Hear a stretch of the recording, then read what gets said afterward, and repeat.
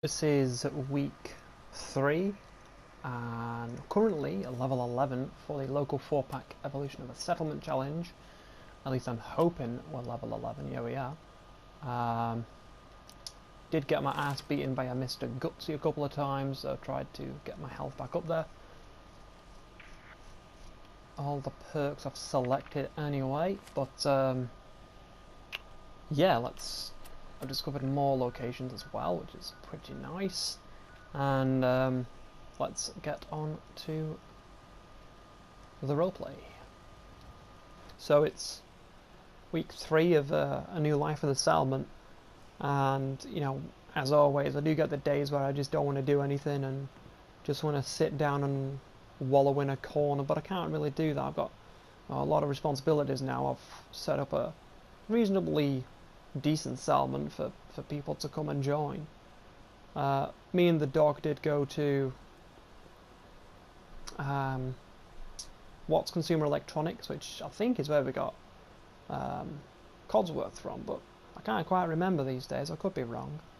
But with the miscellaneous items we brought back, the settlers built a little teepee kind of tent going over the food. I like the idea of it, but I'm not sure how much of the food is actually covering from the rain.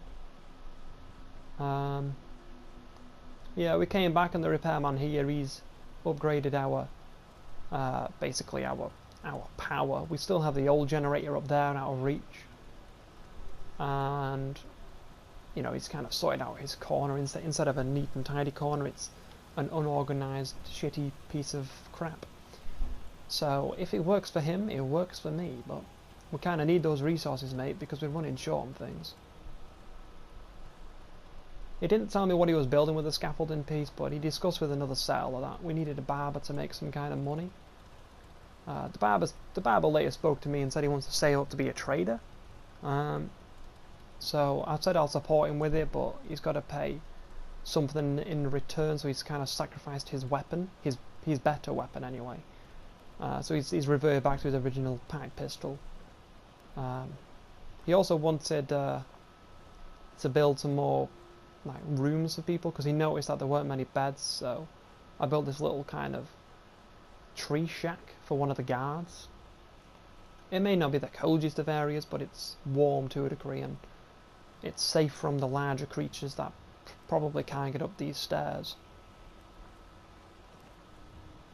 We've got to move the farm and split it into 2 because we don't want gunners coming around and destroying one giant batch when we have like our reserve areas in pots and random pieces of soil in the floor. But one of the settlers noticed there was a Brahmin on the hill. She was partially injured. You know, we gave her a bit of water, and you know, she's now become a fully pledged member of our group. She does actually give some good uses. You know, we have our fertilizer, and if in doubt we have got our food, but we don't really want to come down to that. She's a clumsy one though, but she you know, she makes the settlement feel a bit more lively. So one of the repairmen, I think it was our first settler, she wanted to, you know, take guard of Daisy the Brahmin and, you know, the whole settlement. And since she's been here the longest, I thought I would give her that role. So she's took up room in the shed. I questioned the thought process, but you know, if she wants to live there, she can do. Each to their own, but well, it seems like she's made it home. We also got schematics for the turrets, the Mark III turrets from Watts Consumers, and they do a good job. We haven't been attacked yet. You know, we could have possibly been attacked or, you know, looked upon, but the turrets are doing a good job from fending everyone off. This is where our trading area is going to hopefully be. So we're hopefully going to have a trader and a weapons store.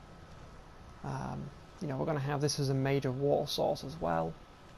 I thought to myself, you know, if we could use the same mechanics as a leaf blower does, we could, you know, pump down air into the water, and it, you know, shoots up this little pipe here and back into the water pump. So it's kind of an ongoing cycle. Hopefully we don't run out of water, but you know, if it does rain, we have this rain water purification drain pipe. So when it does rain, it'll pop down that drain pipe and go into the you know, the central reservoir, but we've not fully finished it yet. We've got a couple more upgrades to do on that, and hopefully we get some purified water. Now we've got 2 repairmen making a start to this trading area. He's actually made himself a new helmet. I don't know where he got it from, but seems like it does the job. We had a bit of a falling out, me and a settler, and he wanted to leave, but I said to him that, you know, if you stay in one of the shacks at the back of the settlement, you know, we'll provide you with, you know, food and water if you provide us with protection. So he's off getting some more supplies for the settlement. You know, he either wants to make it into a weapons shop or a guard post. I wouldn't be too happy if he made it into a store, but if he's making us bottle caps, that can grow our settlement and help us out quite a bit. So we do have quite a lot left to do. We do have a settler who goes to provisions to Red Rocket, which is where we got the dog from. So, you know, she goes there, picks up any scrap items, and, you know, she comes back and hauls it with a Brahmin. So every now and then we do see her coming by. I'm thinking of making her a house, but we're not quite sure just yet. I was talking to a settler up in Abernathy Farm. I helped those out the other day, and they said that they thought I was with the Minutemen because I wore a specific outfit. Now, I don't know who the Minutemen are, but they gave me a hint that there's some action going on in Concord, which is only around the corner. So maybe that the Minutemen are hiding out there, or some remnants of them. So I may go pop to see them in a few days' time, and, you know, nosy around there, and, you know, see what's going on once I get some more munitions in. But, you know, the settlement is looking more lively. We've been attacked and fended it off, so, you know, we can only really grow from here, and I'm hoping one day this becomes like a thriving settlement. But that's week 3 done anyway. I'm starting to get on this schedule of just, you know, putting down a diary of things happening in settlements, to-do lists, and, you know, it gets me in the right frame of mind. So